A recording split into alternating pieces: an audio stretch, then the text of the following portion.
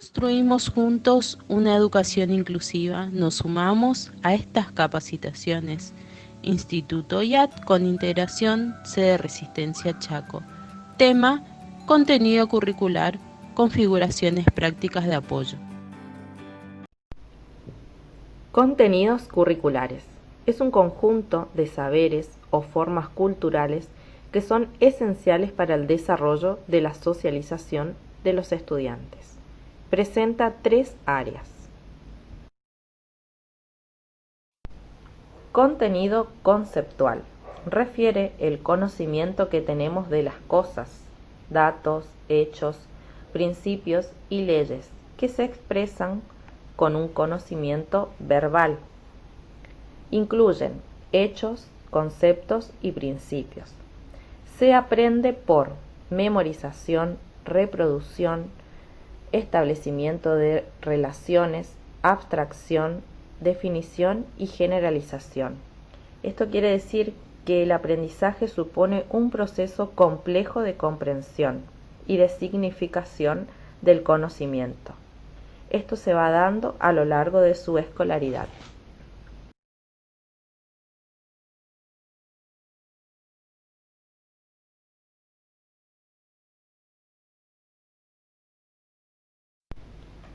Contenido procedimental. Refiere a cómo se ejecutan las habilidades intelectuales y motrices. Abarca destrezas, estrategias y procesos que implican una secuencia de acciones o un proceso. Dichas destrezas, técnicas y estrategias tienen componentes motriz y cognitivo. Se habla de motriz porque es el saber hacer. Se habla de cognitivo porque es el saber cómo hacer. ¿Cómo se aprende? Por realización, ejercitación, reflexión, aplicación, prácticas guiadas, transferencias a otros ámbitos. Contenido actitudinal. Están constituidos por valores, normas, creencias dirigidas al equilibrio personal y a la convivencia social. Presenta componentes afectivos, cognitivos y conductuales que trabajan de manera dinámica. Estos elementos interactúan entre sí. Experiencias subjetivas son reflejos de los valores de la persona. Requieren juicio evolutivo de manera verbal o no verbal. Se aprende por modelos, refuerzos sociales, relaciones sociales u otros. Dichos contenidos son importantes para el desarrollo de la socialización de los alumnos. Desde la mirada de una escuela inclusiva, es importante saber articular una actuación didáctica correcta entre el currículo y las posibilidades del alumno en este contexto, donde adquiere primordial relevancia las configuraciones prácticas de apoyo, entendidas como las modificaciones que son necesarias para el abordaje escolar del alumno. Es el docente quien debe brindar las herramientas para posibilitar la interpretación y el diseño de intervención pertinente en las prácticas de la enseñanza.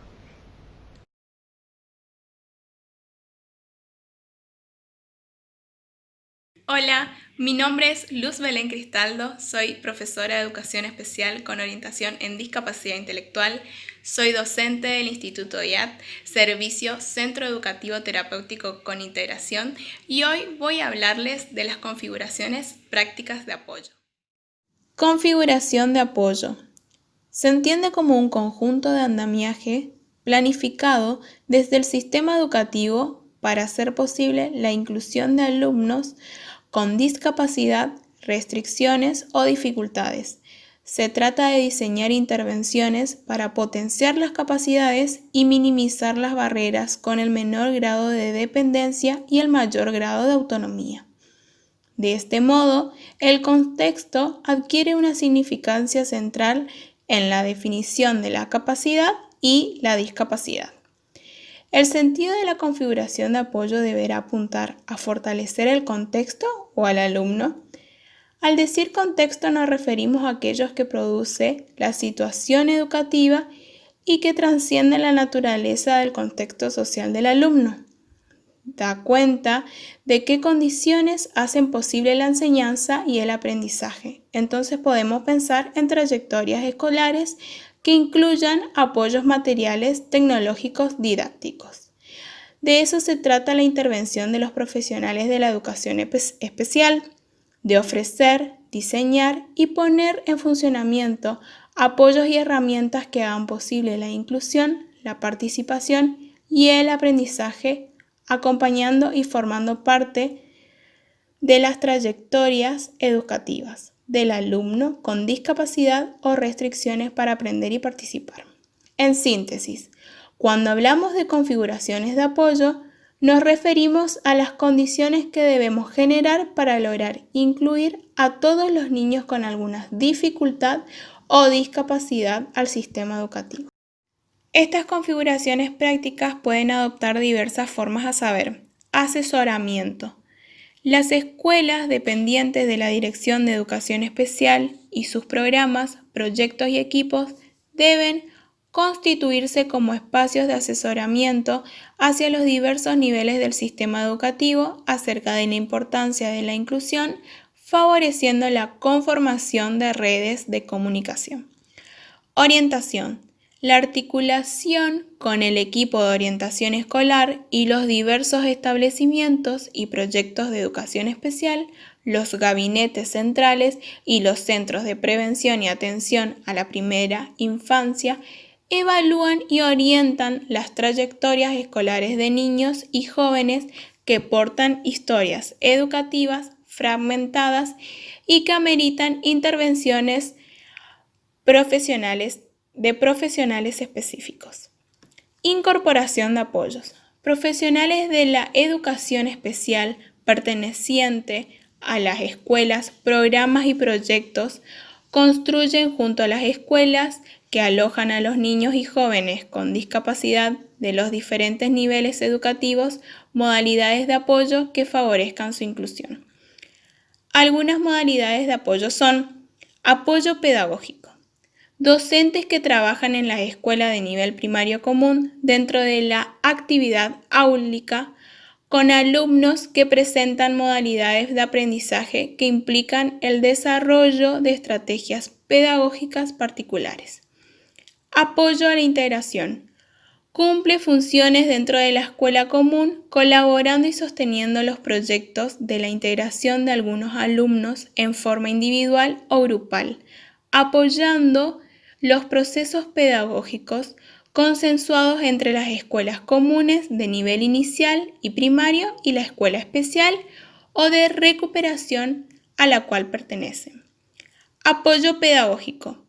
Psicólogos o psicopedagogos cuyas intervenciones se realizan en aquellos casos en que los niños que concurren a las escuelas comunes y que necesiten durante un tiempo y de manera transitoria sostenerse en una relación uno a uno con el adulto para facilitar la inserción o inclusión de un alumno a la vida institucional. Se tienen en cuenta estas configuraciones porque existen ciertas barreras en el aprendizaje y la participación. ¿Qué son las barreras para el aprendizaje y la participación? Son todos aquellos factores que aparecen a través de una interacción entre los estudiantes y el contexto, que limitan el pleno acceso a la educación y a las oportunidades de aprendizaje. Debemos de centrarnos en ¿cuáles son las barreras de todo tipo que dificultan o impiden el aprendizaje de un alumno o alumna? ¿Cuáles son las que pueden limitar o incluso impedir su participación? Barreras actitudinales. Destaca la tendencia a la derivación. En efecto, la tendencia a suponer que el alumno con discapacidad no es nuestro alumno, sino es más bien el alumno del especialista. Actitud negativa del maestro hacia el alumno. Muy baja o muy altas expectativas de los padres y docentes. actitud sobreprotectora de padres, de docentes o de compañeros. En síntesis, nos referimos a las actitudes que pueden adoptar tanto docentes como padres, compañeros que no favorecen la inclusión educativa. Barreras metodológicas. Currículo rígido, poco o nada flexible. Contenido curricular poco relacionado con las experiencias previas a la vida diaria de los alumnos. Poca o nada correlación de contenidos. Material de enseñanza poco comprensible. En síntesis, nos referimos a la técnica pedagógica y estrategias de enseñanza-aprendizaje que no se ajustan a las necesidades de todos los niños. Barreras organizativas. Nos vamos a ocupar de las diferentes formas de agrupación del alumnado y de las posibilidades de intervención de la comunidad en diferentes formas de apoyo a la escuela. Poca o nada coordinación y fluidez entre las diversas etapas del proceso educativo, inicial, básico, medio y superior o técnico, cuando se realizan en centros escolares distintos. Barreras sociales, la falta de recursos para el aprendizaje, la carencia de estimulación en los primeros años, prejuicios, sobreprotección, discriminación. En síntesis, nos referimos a las condiciones socioeconómicas y cómo éstas inciden en el acceso a la educación e inclusión.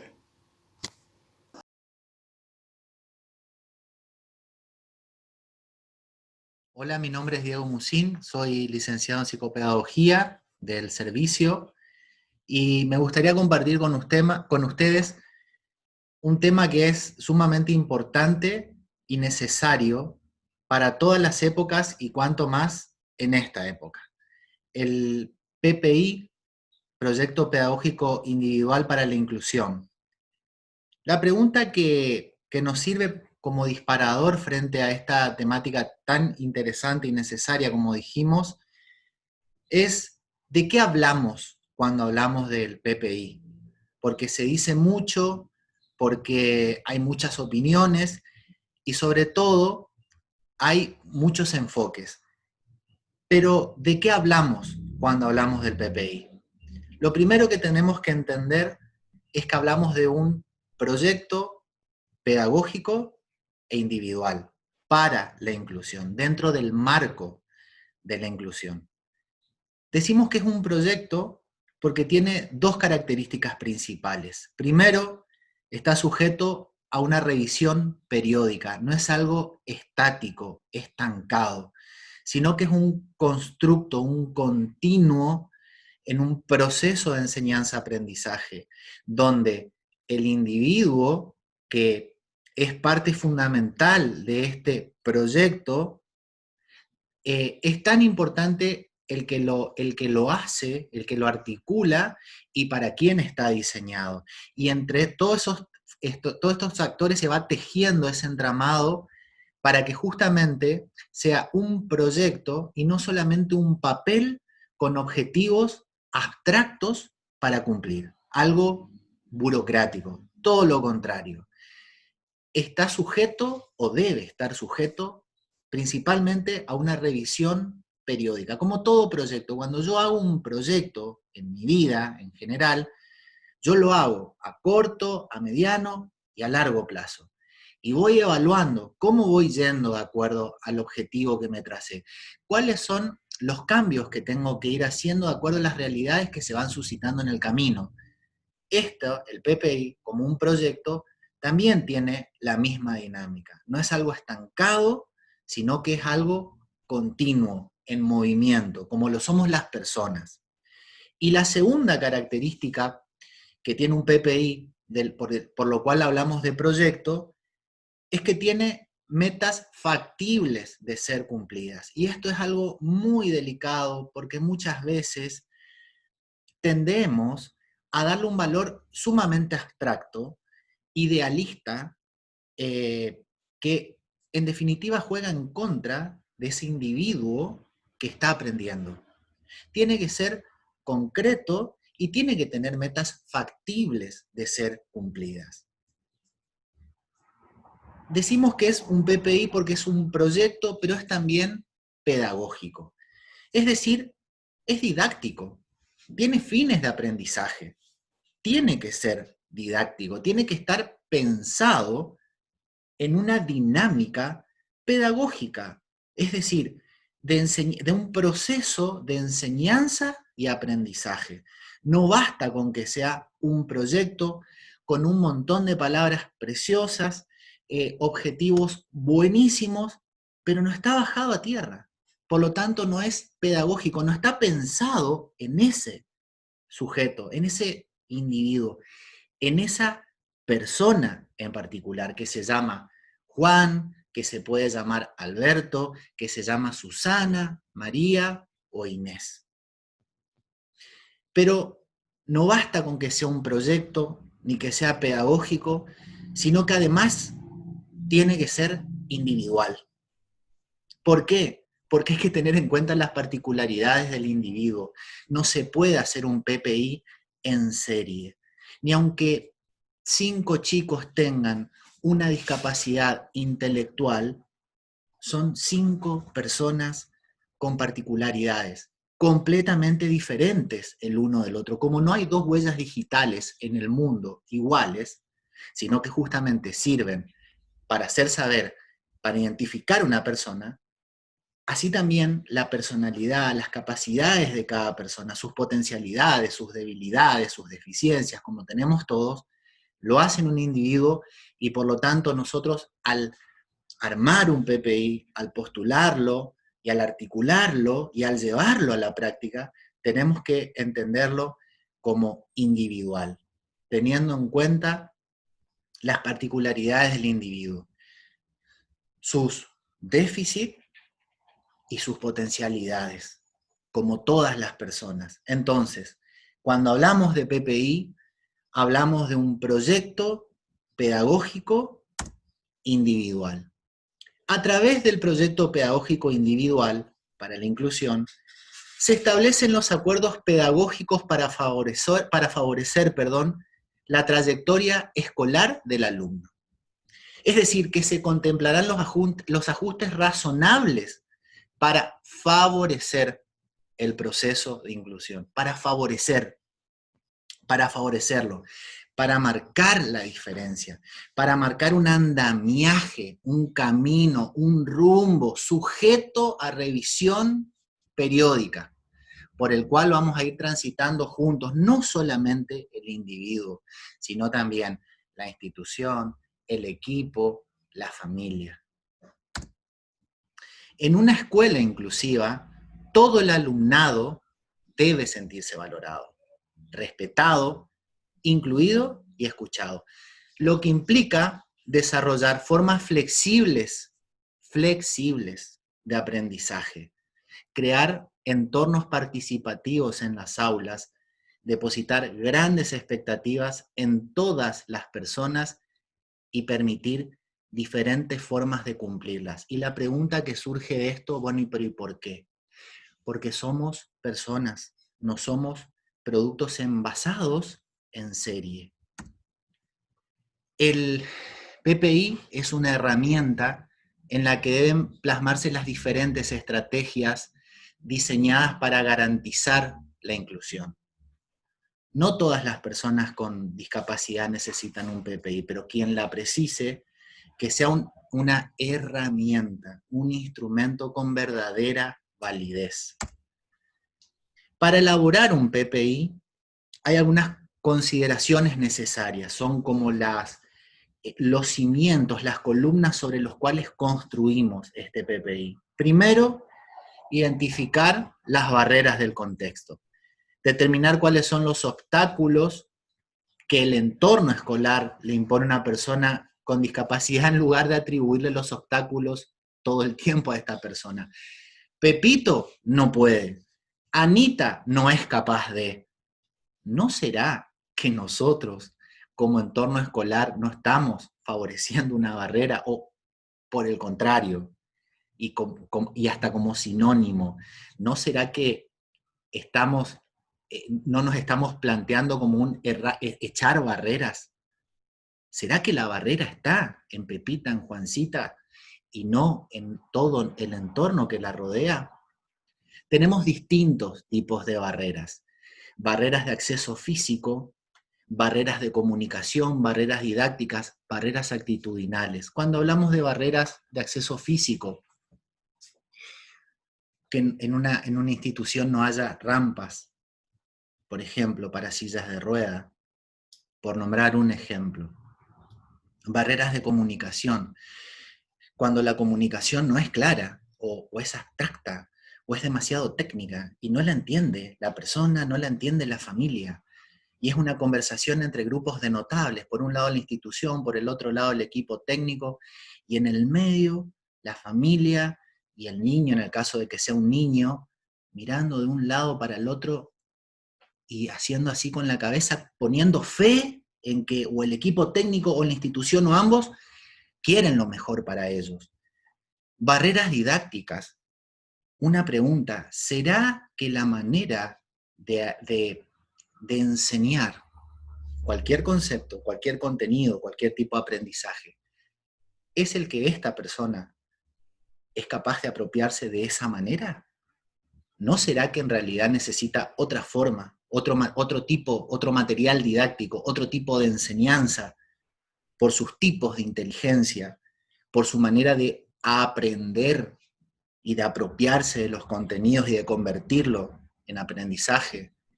Y barreras actitudinales, que es la manera de no hacer empatía con el otro. Un docente, un directivo, compañeros, no permitir el diálogo, disgregarlo. Una barrera actitudinal. También es necesario focalizar el potencial de las personas. El PPI debe estar diseñado a partir de las fortalezas del alumno con discapacidad, destacando lo que sabe y no tanto lo que no sabe o no puede. Es decir, partir de sus potencialidades para trabajar sus déficits de acuerdo a sus potencialidades y a su estilo de aprendizaje. Es necesario también lograr acuerdos, establecer consensos entre el estudiante, su familia, el cuerpo docente, personal de apoyo y todos los integrantes del equipo técnico, es decir, toda la comunidad educativa puesta en juego en una interrelación para producir aprendizajes saludables. Lograr acuerdos es necesario para el PPI. Respetar los diseños curriculares, es decir, seguir los contenidos y objetivos planteados en los diseños curriculares de la provincia. El PPI no es una herramienta para quitar contenido, sino para adecuarlas. ¿En función de qué? De las particularidades de cada alumno. Como dijimos al principio, es un proyecto pedagógico individual para la inclusión. Proyecto. Tiene etapas, sujeto a revisión, pedagógico. Tiene que ser con fines educativos, didácticos, individual, teniendo en cuenta las particularidades de cada persona en situación de aprendizaje.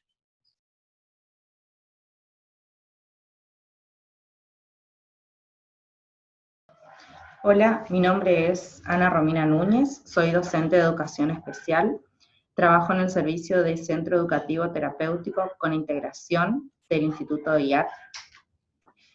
Considerando los contenidos que fuimos hablando anteriormente con mis compañeros de equipo, fuimos desglosando, fuimos desde lo general a lo particular. Partimos explicando qué era el contenido curricular, después fuimos hablando de las configuraciones de apoyo y llegamos al PPI. Hoy les quiero hablar sobre el trabajo que se lleva a la práctica, lo que es el trabajo de campo, digamos. Ya estuvimos hablando la el contenido teórico, y les voy a hablar desde la experiencia, desde el trabajo en las instituciones, donde se pone en práctica esto de las configuraciones prácticas de apoyo, y se considera también la elaboración de un PPI. Voy a hablarle desde mi experiencia personal, partiendo o teniendo en cuenta el tipo de alumnos con el que trabajamos en la institución, que son alumnos con conductas del espectro autista.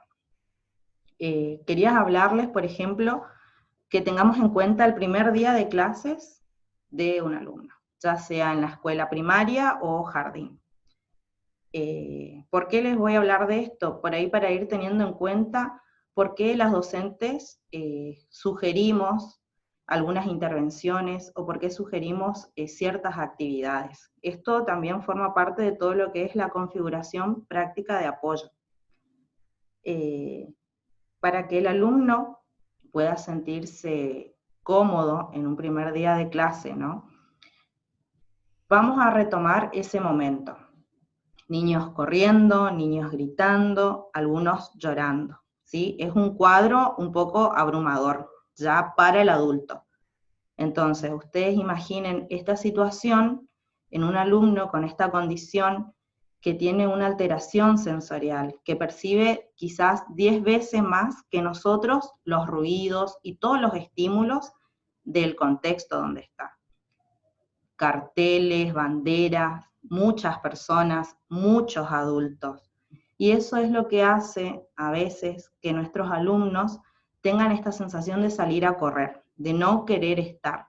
Ahí es donde intervenimos los docentes, ¿sí?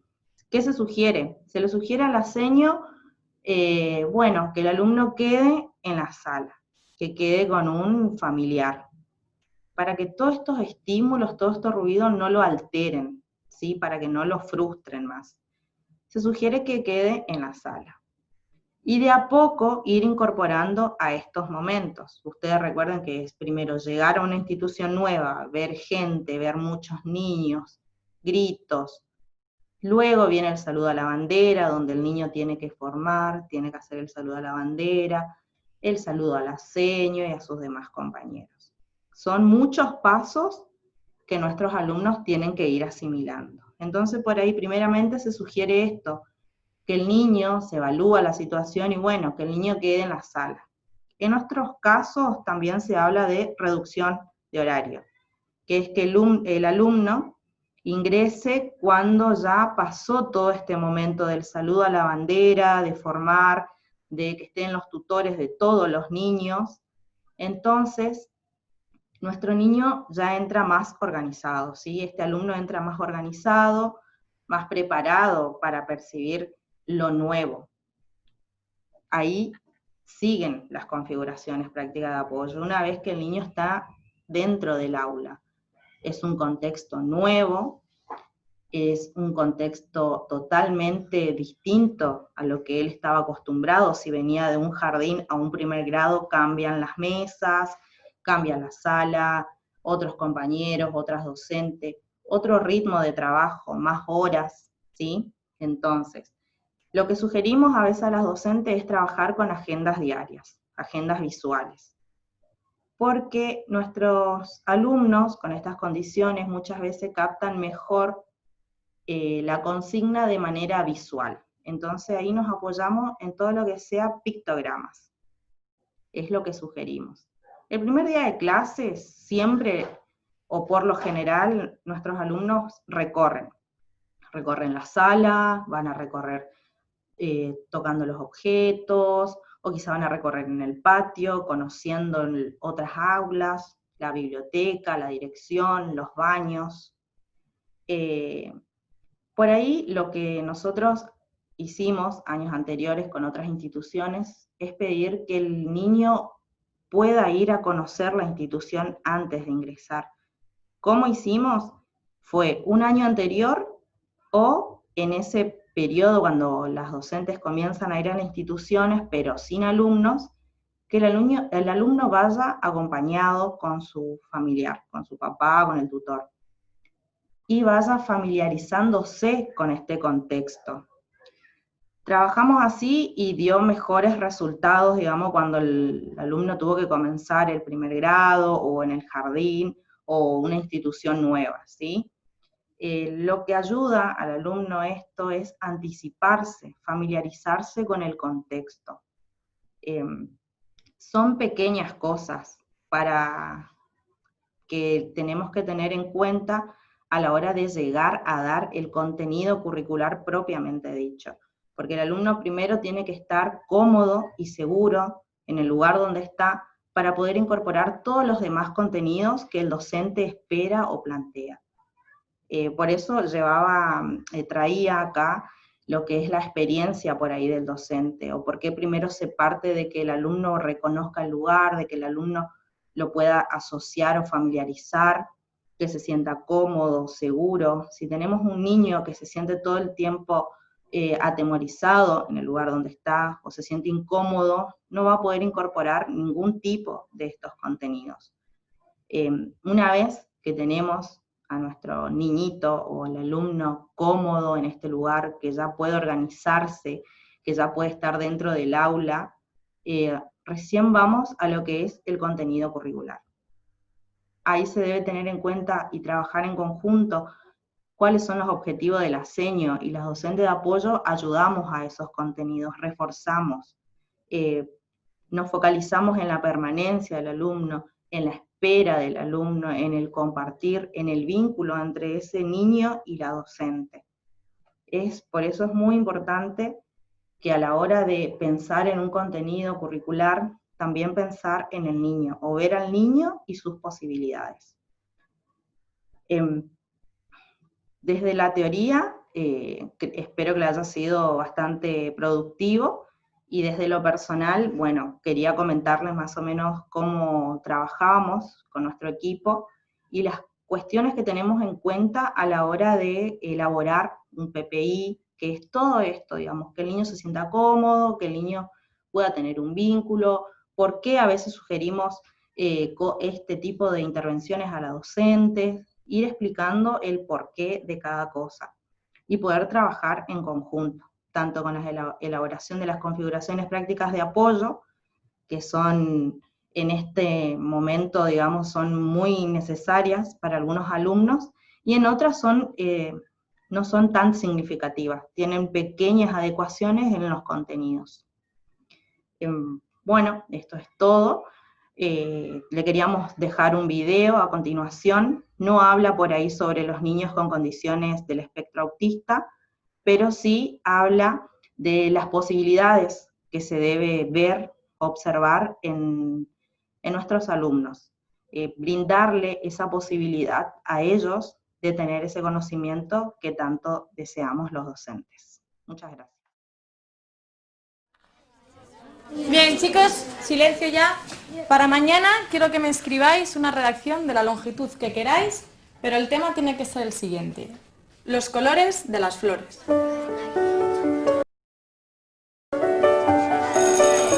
Okay, now close your books, pick your things and line up.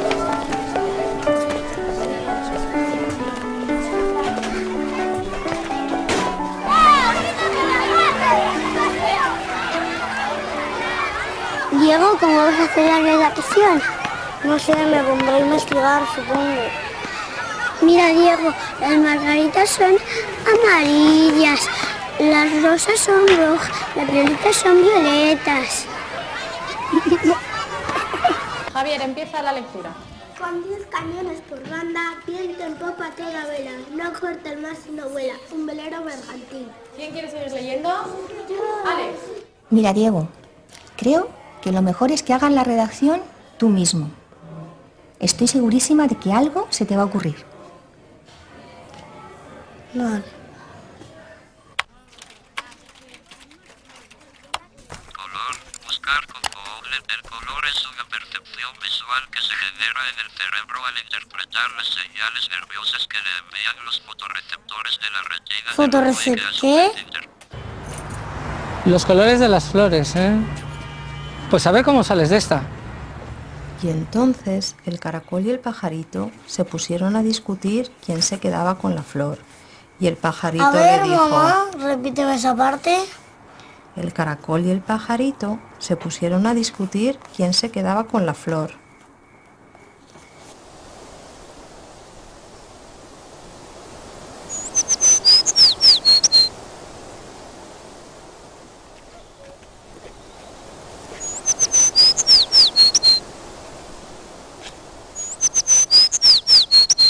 Venga, mamá, corre, que tengo una idea. Escucha, Diego. El color es una perfección visual que se genera en los fotorreceptores.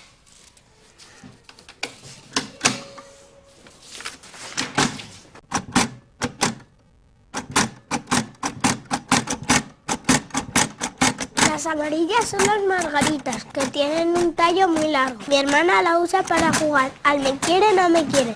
Mi madre dice que no las arranquemos, porque son difíciles de encontrar. Muy bien, Javi, quizá un poquito larga. Bien, ¿quién quiere salir ahora a leer la suya? Diego, ¿te animas tú? Venga.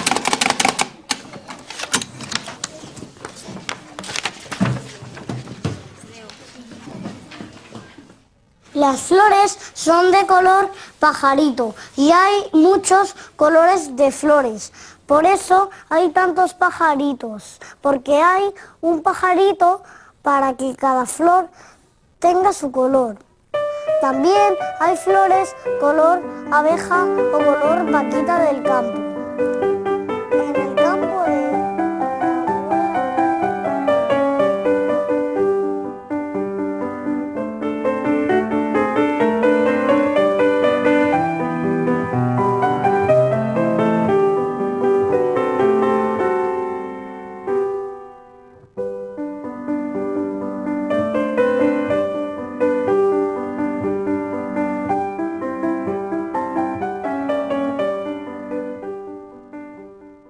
Invitamos a todos los que realicen proyectos de integración a realizar un profundo proceso de reflexión conjunta.